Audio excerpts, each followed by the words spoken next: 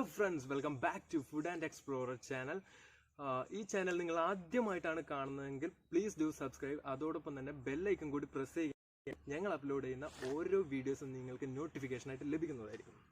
അപ്പോൾ ഈ ചാനലിനെ കുറിച്ച് പറയുകയാണെങ്കിൽ ഈ ചാനൽ മെയിനായിട്ട് ഉൾക്കൊള്ളിക്കുന്നത് ട്രാവലും അതേപോലെ തന്നെ കുക്കിങ്ങുമായി റിലേറ്റഡ് ആയിട്ടുള്ള കാര്യങ്ങളായിരിക്കും.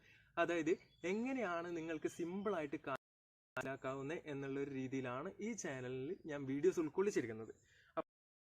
കുക്കിംഗ് ചാനലുകളിലെ അപേക്ഷിച്ചിട്ട് കുറച്ചുകൂടി സിമ്പിൾ ആയിട്ടുള്ള കാര്യങ്ങളായിരിക്കും ഇതിനകത്ത് വീഡിയോസിൽ കാണിക്കപ്പെടുന്നത്. അതായത് ഒരു 1-2 മിനിറ്റിനുള്ളിൽ നിങ്ങൾക്ക് കംപ്ലീറ്റ് ആയിട്ട് കുക്കിങ്ങിന്റെ മെത്തേഡ്, ഏകദേശം ഒരു ഓവറോൾ കണ്ടന്റ് എങ്ങനെയാണെന്ന് മനസ്സിലാവുന്ന രീതിയിലാണ് ഇതിന്റെ വീഡിയോ ഷൂട്ടിംഗ് ഒക്കെ ചെയ്തിരിക്കുന്നത്. ഇന്ന് ഉണ്ടാക്കാൻ പോകുന്നത് ചിക്കൻ കൊണ്ടുള്ള ഒരു വെറൈറ്റി ഡിഷാണ്. എന്നാൽ കുറച്ച് കോമൺ ആയ ഒരു സാധനം കൂടിയാണ്. അപ്പോൾ മെയിൻ ആയിട്ട് ഈ ചിക്കന്റെ ഐറ്റം പല രീതികളിൽ ചെയ്തെടുത്തിട്ട് ഞാൻ കണ്ടിട്ടുണ്ട്.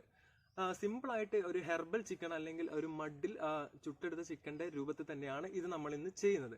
അപ്പോൾ സാധാരണ ആൾക്കാർ ചെയ്യുന്നത് എന്താണെന്ന് വെച്ചാൽ ചിക്കൻ മുഴുവനായിട്ട് വാങ്ങി അത് അങ്ങനെ തന്നെ കോട്ടിങ്ങും കവറിങ്ങും ഒക്കെ എടുത്ത് റൗണ്ട് ഷേപ്പിലാക്കിയിട്ടാണ് ഇത് കോമൺ ആയിട്ട് ആൾക്കാർ ഉണ്ടാക്കുന്നത് കണ്ടിട്ടുണ്ട്. അപ്പം നമ്മൾ കുറച്ചും കൂടി ഒരു ഡിഫറെൻറ്റ് മെത്തേഡാണ് ഉപയോഗിച്ചിരിക്കുന്നത്. അതായത് ചിക്കൻ പീസാക്കും, മീൻസ് അത് അൽഫാമിനൊക്കെ നമ്മൾ കട്ട് ചെയ്യണത് പോലെ 4 പീസാക്കി മാറ്റണം. അതായത് ഒരു മുഴുവൻ കോഴി വാങ്ങിയിട്ട് അത് സെൻറ്ററിലൂടെ കട്ട് ചെയ്ത് കഴിഞ്ഞാൽ നിങ്ങൾക്ക് അത് ഓപ്പൺ ആക്കി വെക്കാൻ പറ്റും. അതിൻ്റെ 2 ലെഗ് പീസും പിന്നെ 2 ചെസ്റ്റ് പീസുമായിട്ട് നമുക്ക് സെപ്പറേറ്റ് ചെയ്യാം. ഇങ്ങനെ പീസാക്കി കഴിഞ്ഞാൽ നിങ്ങൾക്ക് ഇത് മാരിനേറ്റ് ചെയ്യാൻ കൂടി എളുപ്പമായിരിക്കും. അപ്പോൾ ഇതിൻ്റെ മസാലകളും ഇത് ഉണ്ടാക്കുന്ന പ്രിപ്പറേഷൻ ടൈമുകളും ഒക്കെ ഞാൻ ഈ വീഡിയോൻ്റെ എൻഡിങ്ങിൽ പറയുന്നതായിരിക്കും. അപ്പോൾ അടുത്തതായിട്ട് നിങ്ങൾ ഈ വീഡിയോയുടെ ഓവറോൾ മെത്തേഡ് എങ്ങനെയാണ് ഇത് പ്രിപ്പയർ ചെയ്ത് ഉണ്ടാക്കുന്നത് എന്നുള്ളത്, അതായത് ഈ കുക്കിങ്ങിന്റെ ഓവറോൾ മെത്തേഡാണ് നിങ്ങൾ അടുത്ത വീഡിയോയിലായിട്ട് കാണാൻ പോകുന്നത്. അപ്പോൾ നമുക്ക് വീഡിയോയിലേക്ക് പോവാം.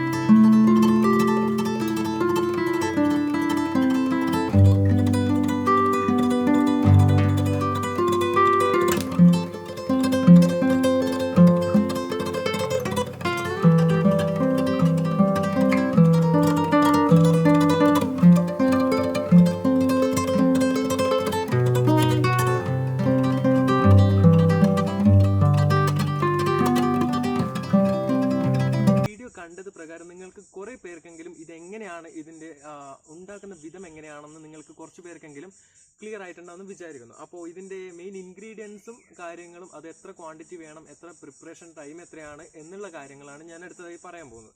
അപ്പോൾ നമ്മൾ ഇങ്ങനെ കട്ട് ചെയ്ത്, നേരത്തെ പറഞ്ഞ പോലെ അൽഫാം പീസിലായിട്ട് കട്ട് ചെയ്ത് വെച്ച ചിക്കൻ, അതിനകത്ത് നിങ്ങൾക്ക് ആവശ്യം സാൾട്ട്, അതായത് ഓരോരാളുടെ ഉപ്പിന്റെ ടേസ്റ്റ് വ്യത്യാസമായിരിക്കും. അപ്പോൾ അതുകൊണ്ട് നിങ്ങൾക്ക് ആവശ്യമുള്ള സാൾട്ട് എത്രയാണോ അത്രയും അളവിൽ സാൾട്ട് നിങ്ങൾക്ക് എത്രയാണെന്ന് വെച്ച് കഴിഞ്ഞാൽ അത് അതിനകത്ത് ആദ്യം മിക്സ് ചെയ്ത് വെക്കാം. അതിനുശേഷം നമ്മളെ മഞ്ഞൾപ്പൊടി 1 ടീസ്പൂൺ കംപ്ലീറ്റ് ആയിട്ട് എടുത്തു കഴിഞ്ഞാൽ മാത്രമേ നമുക്കത് കംപ്ലീറ്റ് ആയിട്ട് ഒരു ചെറിയൊരു കളർഫുൾ ആയിരിക്കും. കാരണം നമ്മൾ ഇതിനകത്ത് കളർ വരാൻ വേണ്ടിയിട്ടുള്ള കാര്യമായിട്ടുള്ള മസാലകളൊന്നും ആഡ് ചെയ്യുന്നില്ല. അടുത്തതായിട്ട് 1 ടേബിൾ സ്പൂൺ കുരുമുളക് പൊടി, അല്ലെങ്കിൽ നിങ്ങൾക്ക് കുറച്ചും കൂടി എരിവ് വേണമെന്നുണ്ടെങ്കിൽ അതിനേക്കാൾ കുറച്ചുകൂടി കൂടുതൽ എടുത്താൽ മതി. കാരണം ഓവറായി കഴിഞ്ഞാൽ ഇതിൻ്റെ ഒരു ഫ്ലേവറിൽ ചെറിയ വ്യത്യാസം വരും. അതുകൊണ്ട് 1 ടേബിൾ സ്പൂൺ അല്ലെങ്കിൽ ഒരു 1.25 ടേബിൾ സ്പൂൺ വരെയുള്ള കുരുമുളക് പൊടി ചേർക്കുക. അതിന് മെയിൻ ആയിട്ടുള്ള ഒരു ഇൻഗ്രീഡിയൻ്റ് ആണ് പിന്നെ നമ്മളെ വെളുത്തുള്ളിയും അതുപോലെ കാന്താരി മുളക് നമ്മൾ പറയുമ്പോൾ ഏകദേശം നമ്മൾക്കൊരു പിടിയിലെടുക്കാൻ പറ്റുന്ന അത്രയും കാന്താരി മുളക് ഉണ്ടെങ്കിൽ മാത്രമേ ഒരു ഫ്ലേവറും അതുപോലെ തന്നെ കുറച്ച് സ്പൈസി ആയിട്ട് ഉണ്ടാവുള്ളൂ. അപ്പോൾ അതും 12 വെളുത്തുള്ളി അല്ലികളും ഒരു പിടിയിലൊതുങ്ങാവുന്ന പിന്നെ അല്ലെങ്കിൽ ഒരു 10-30 കാന്താരി മുളകും കൂടി നല്ലവണ്ണം ചതച്ചരച്ചിട്ട് വേണം ഇതിനകത്തേക്ക് മിക്സ് ചെയ്യാൻ വേണ്ടിയിട്ട്. അത് നിങ്ങൾ വീഡിയോയിൽ കണ്ടു കാണും. അപ്പോൾ ആ ഒരു മോഡൽ അത് മിക്സ് ചെയ്ത് കഴിഞ്ഞതിന് ശേഷം നമ്മുടെ സാധാരണ വറ്റൽ മുളകുകൾ, അതായത് രണ്ട് ടൈപ്പ് മുളക് ഉണ്ടല്ലോ, എരിവുള്ളതും കളറുള്ളതും. അപ്പോൾ രണ്ടും ഈക്വൽ ആയിട്ട് ഒരു 10, 15, 16 രീതിയിൽ എടുത്തിട്ട് മിക്സിയിലിട്ടൊന്ന് ഗ്രൈൻഡ് ചെയ്ത് എടുത്താൽ നിങ്ങൾക്കത് ഫ്ലേക്സ് ആയി കിട്ടും. പൊടിയാൻ പാടില്ല, ഫ്ലേക്സ് ആയി കിട്ടും. അപ്പോൾ ആ ഫ്ലേക്സും കൂടി ഇതിനകത്തേക്ക് ചേർക്കുക. പിന്നെ കുറച്ച് കറി ലീവ്സ് അല്ലെങ്കിൽ കറിവേപ്പിലയാണ് ഇതിൽ അവസാനമായിട്ട് ചേർക്കേണ്ടത്. എന്നിട്ട് കുറച്ച് ഓയിലും കൂടി ചേർത്തിട്ട് നല്ല പോലെ മാരിനേറ്റ് ചെയ്തിട്ട് ഒരു 2.5 മണിക്കൂർ മിനിമം നിങ്ങളിത് ഫ്രിഡ്ജിൽ വെച്ച് മാരിനേറ്റ് ചെയ്തിരിക്കണം.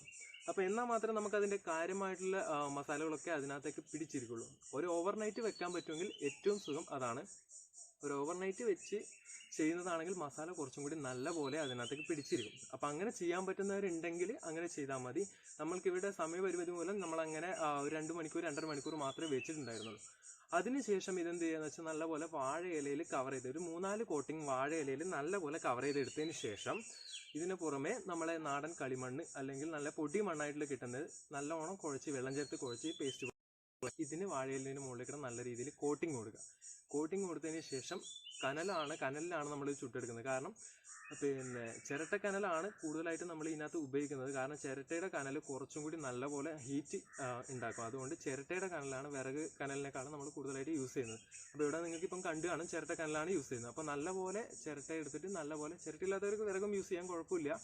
അപ്പോൾ ചിരട്ടക്കനലാണ് ഞാനിവിടെ പ്രിഫർ ചെയ്തത്. അപ്പോൾ ചിരട്ടക്കനൽ നല്ലോണം ചൂടുള്ളതുകൊണ്ട് പെട്ടെന്ന് നല്ലപോലെ വെന്ത് കിട്ടും. അപ്പോൾ അങ്ങനെ ചെയ്ത് നല്ലപോലെ ചിരട്ടിട്ട് കത്തിച്ച് മുകളിലും താഴെയും, അതായത് ഇത് മൂടി നിൽക്കാൻ വിധത്തിലുള്ള ചിരട്ടക്കനൽ ഉണ്ടാക്കിയതിന് ശേഷം ഇത് അതിനകത്തേക്ക് വെക്കുക. വെച്ച് കഴിഞ്ഞ് ഒരു 1/2-3/4 മണിക്കൂർ കഴിഞ്ഞിട്ട് നിങ്ങൾക്കിത് എടുക്കാം.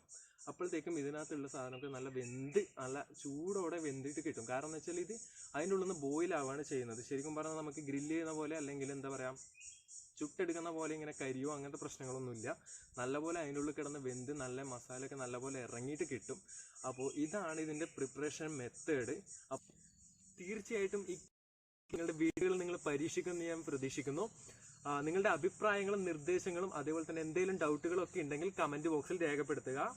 അടുത്ത വീഡിയോയുമായി ഞാൻ നിങ്ങളുടെ മുമ്പിലേക്ക് വരുന്നതായിരിക്കും. അതുവരേക്കും Kishore Dinesh signing out from food and explore channel.